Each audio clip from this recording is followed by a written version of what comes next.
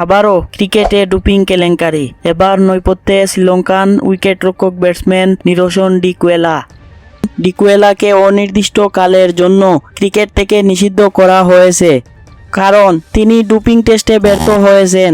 এ ঘটনা ঘটে লঙ্কা premier league চলাকালীন, যখন তার ডোপ টেস্টে নিষিদ্ধ ড্রাগ পাওয়া যায়। শ্রীলঙ্কা ক্রিকেট বোর্ড স্পষ্টভাবে জানিয়েছে, পূর্ণাঙ্গ তদন্ত শেষ না হওয়া পর্যন্ত ডিকুয়েলা কোনো ধরনের ক্রিকেট খেলতে পারবেন না। বোর্ড এক বিবৃতিতে বলেছে, ডিকুয়েলার নিষেধাজ্ঞা ইতিমধ্যে কার্যকর করা হয়েছে এবং পরবর্তী নির্দেশ না দেওয়া পর্যন্ত এই নিষেধাজ্ঞা বলবৎ থাকবে। শ্রীলঙ্কার ডোপিং বিরোধী সংস্থা 2024 সালে লঙ্কা প্রিমিয়ার লিগে খেলোয়াড়দের ডোপ টেস্ট করেছিল, যা আন্তর্জাতিক ডোপিং বিরোধী সংস্থার নির্দেশিকা অনুযায়ী সম্পন্ন হয়। ক্রিকেটে নিষিদ্ধ ড্রাগের ব্যবহার রোধে শ্রীলঙ্কার ক্রীড়ামন্ত্রক এই ডোপ টেস্টের আয়োজন করেছিল। এই পরীক্ষায়ই ডিকুয়েলা ধরা পড়েছেন।